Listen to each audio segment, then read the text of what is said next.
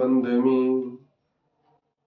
आशम श्रीपुरबंदमी आसम श्रीपुरबंदमी पत्रं यत्र विहाय शीघ्रविपुले स्थातुं क्षणं न क्षमम् तत्रास्ते गुणरत्नरोहणगिरियो देवदेवो मान् चित्रं नात्र करोति कस्य मनसा द्रष्टा पुरे श्रीपुरे सश्रीपाशजिनेश्वरो विजयते दिग्भाषिषां शासनम् पत्र टिके न जहाँ अधर में गुण रत्नों का गिरिवर हो कितना विस्मय किसे नहीं हो चलो देख लो शिरपुर को देवों के भी देव पास जिन अंतरिक्ष में शांत रहे युगों युगों तक दिगंबरों का जिन शासन जयवंत रहे।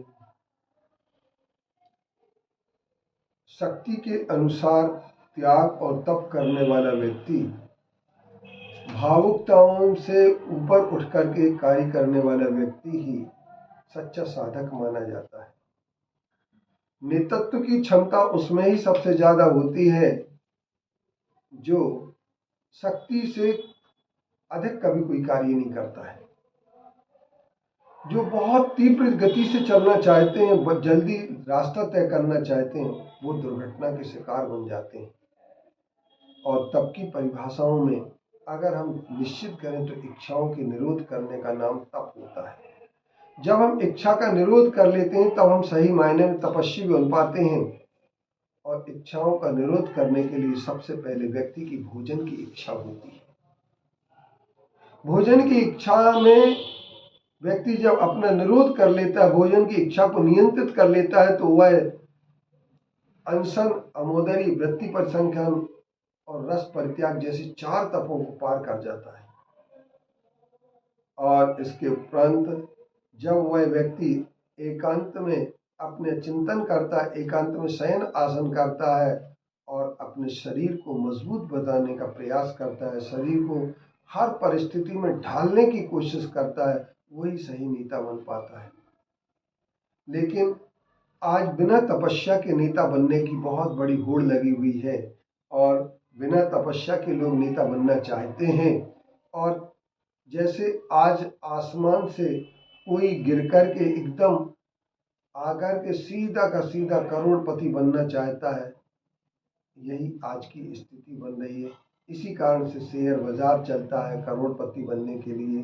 करोड़पति बनने के लिए व्यक्ति सट्टा की ओर बढ़ता है, करोड़पति बनने के लिए जुआ की ओर बढ़ता है, करोड़पति बनने के लिए क्रिकेट गेम की ओर बढ़ जाता है, क्रिकेट जुआ की ओर बढ़ जाता है, तो क्रिकेट सट्टा की ओर बढ़ जाता है। तो अपन ये कह सकते हैं कि आज बहुत सारे ऐसी चीजें हैं जिनमें व्यक्ति सही मायने में देखा जाए तो वह बिना तपस्या के महान बनने की कोशिश करता है।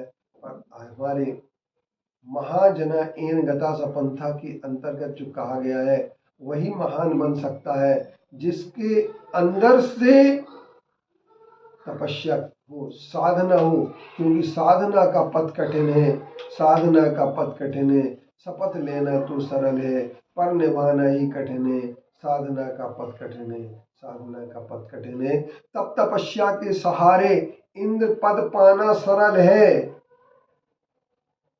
स्वर्ग का ऐश्वर्य पाकर मद भुलाना ही कठिन है। सबसे बड़ी बात ये होती है साधना मद बनाने में होती है। और हम जब ऊंचाइयों को पा लेते हैं, ऊंचाइयां जब हमें मिल जाती हैं तो हम साधना को भूल जाते।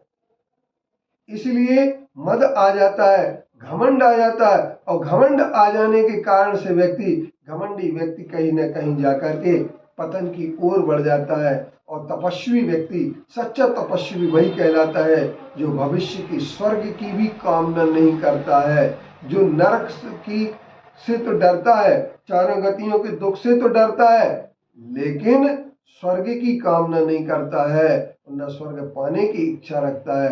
अपितु वह तो सिर्फ चाहता है कि हम परोपकारी बने, हम अपनी तपस्या के माध्यम से अपनी आत्मा को निखारें और आत्मा को निखार करके विनय ताकि और बढ़ करके प्रायश्चित करते हुए, क्योंकि अंतरंग में भीतर से जो तप होता है अपनी गलती को स्वीकार करने में होता है और दूसरे अहंकार से शून्य होने में होता है और सेवा भाव में होता है।